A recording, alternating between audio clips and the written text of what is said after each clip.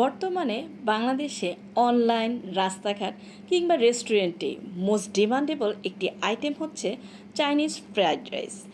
এই রেসিপিটি ঘরে বসে হুবহু রেস্টুরেন্টের মতোই করতে পারবেন যদি কিছু ট্রিক্স ফলো করেন। আওয়াজ শুনছেন, এটি একটি পারফেক্ট রেসিপি। এই রেসিপিটি আপনাদের সাথে শেয়ার করতে যাচ্ছি। রেসিপিটি যদি আপনারা ফলো করেন, প্রথমত রাইস ঝরঝরা হবে, চিকেনগুলো ড্রাই হবে না, জুসি জুসি টেক্সচারে থাকবে আর খুবই টেস্টি হবে। আজকে ফ্রাইড রাইস করার জন্য পোলাও চাল নিয়েছি। চালটাকে 3-4 বার ভালো করে ধুতে হবে, এতে করে চালের ভেতর যে এক্সট্রা স্ট্যাচ আছে সেটা চলে যাবে। এর ফলে রান্নার পরও চালটা ছড়ছড়ে থাকবে। এছাড়া সিদ্ধ করার সময় আমি আরেকটি টিপস আপনাদের সাথে শেয়ার করব, তাতেও কিন্তু চালটা ছড়ছড়ে থাকে। আর চিকেনগুলোকে ছোট ছোট করে কেটে নিয়েছি। এখন আমি সয়া সস 2 চামচ দিচ্ছি। ডার্ক হলে হাফ চামচ দিবেন, আর যদি সাদা হয় তাহলে 2-3 চামচ দিবেন। আর আদা বাটা হাফ চামচ, রসুন বাটা হাফ চামচ দিচ্ছি। গোলমরিচের গুঁড়া দিব 1/4 চামচ, আর মরিচের গুঁড়া হাফ চামচ দিব। এটা কিন্তু তেমনটা ঝাল হয় না, এই পর্যায়ে দিতে হবে। আর সামান্য পরিমাণে লবণ দিব। সয়া সসটা কালারটা কিন্তু একটু বেশি দেখা যাচ্ছে, কিন্তু এটা তেমন একটা কালার হয় না। আর আপনাদের কাছে যদি লাইট সয়া সস থাকে 2-3 চামচ দিবেন, আর ডার্ক থাকলে অবশ্যই কমিয়ে দিবেন, প্রায় হাফ চামচের মতো। তো যার হাতের কাছে যেরকম সেটাই দিবেন। আর এই যে চিকেনটাকে জুসি জুসি ভাব বজায় রাখার জন্য আমরা একটু কর্নফ্লাওয়ার দিয়ে দিয়েছি, 1 চামচের মতো দিয়ে ভালো করে মিশিয়ে নিচ্ছি। এই কর্নফ্লাওয়ারটা যদি এখন না অ্যাড করেন, আমি যে বলছি চিকেনের যে জুসি জুসি ভাবটা সেটা কিন্তু থাকবে না। আর চুলায় আমি গরম পানি বসিয়ে রেখেছিলাম, সেখানে চালগুলো ধুয়ে রেখেছিলাম, সেটা দিয়ে দিচ্ছি। চালগুলো অবশ্যই গরম পানিতে এভাবে দিয়ে দিবেন। তারপরে আমরা একটু সয়াবিন তেল দিব চালটা ঝরঝরে রাখার জন্য, আর লবণ দিব সামান্য পরিমাণে, আর একটু লেবুর রস দিয়ে দিব। লেবুর রসটা দিলে কি একটা চালের গায়ে আরেকটা চাল লাগবে না, আর একটু টাইম বেশি লাগে সিদ্ধ হইতে, তারপরেও কিন্তু চালটা সুন্দরভাবে সিদ্ধ হয়। তো ফ্রাইড রাইসটা ঝরঝরা রাখতে যে টিপসগুলো আমি ইউজ করি বাসায়, আপনাদের সাথে আমি ডিটেলসে শেয়ার করছি। আর চালটা দেখেন প্রায় হওয়ার পর্যায়ে চলে এসেছে।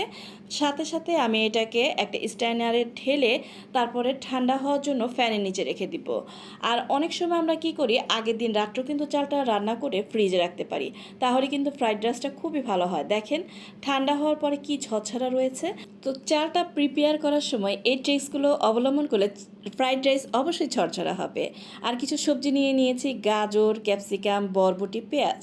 এছাড়া আরও যদি হাতের কাছে সবজি থাকে অ্যাড করতে পারেন।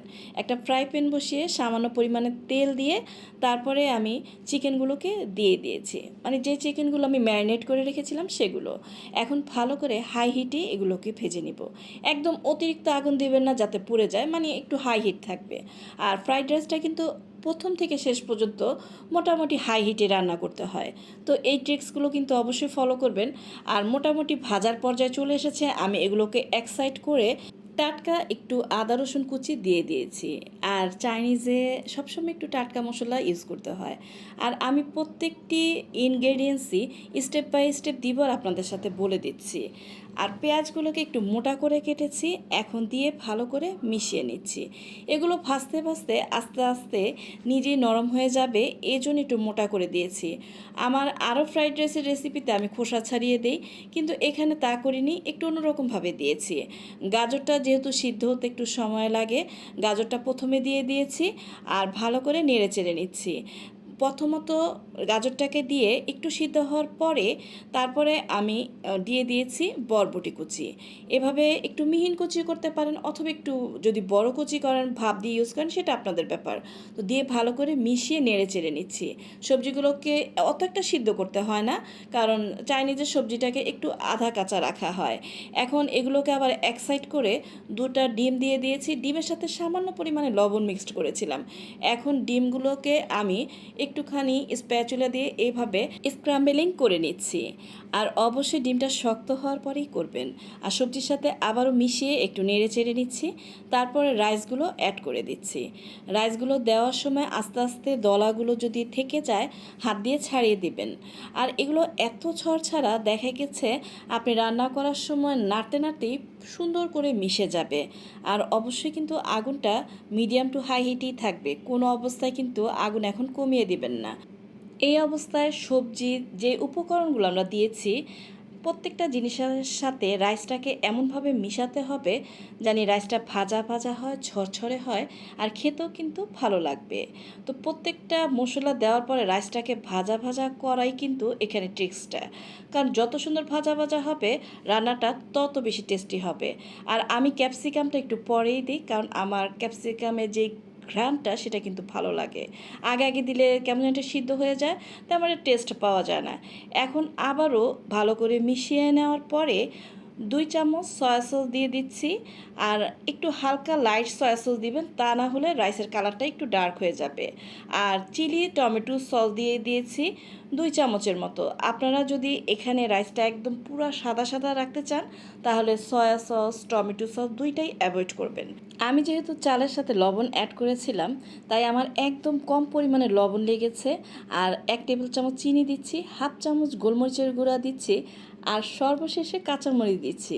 তাহলে কি হয়, খুব সুন্দর একটা ফ্লেভার আসে আর একটু ঘ্রাণটা ভালো লাগে, কিন্তু ঝাল হয় না। কিন্তু আপনারা যদি মনে করেন যে ঝাল লাগছে তাহলে অ্যাভয়েড করতে পারেন। আর চিকেন পাউডার কিন্তু অবশ্যই অ্যাড করতে হবে। এটা হলো রেস্টুরেন্টের চাইনিজ ফ্রাইড রাইস রান্না করার গোপন টিপস। আর আপনারা যদি চিকেন অ্যাড করতে না চান কিন্তু চিকেন পাউডারটা কিন্তু অবশ্যই অ্যাড করবেন। এটা আপনার পুরাই ফ্লেভার রেস্টুরেন্টের মতো নিয়ে আসবে। আর অ্যাট লাস্ট আমি দিয়ে দিচ্ছি বাটার, যদি বাটার না থাকে ঘি দিবেন, দিয়ে রান্নাটা কমপ্লিট করে ফেলবেন। আর এভাবে নেড়ে চেড়ে শেষ মিশিয়ে দিবেন।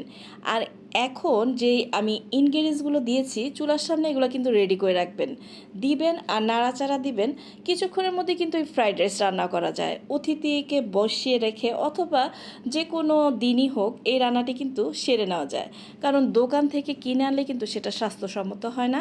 বাসায় যদি আপনার পরিবারকে আপনি এভাবে তৈরি করে দেন আপনার মন থেকেও স্যাটিসফাইড লাগবে যে আমি জিনিসগুলো একদম হালালভাবে দিচ্ছি। আর চিকেন পাউডারটা একটু ভালো কোয়ালিটির কেনার চেষ্টা করবেন, তাহলেই হবে।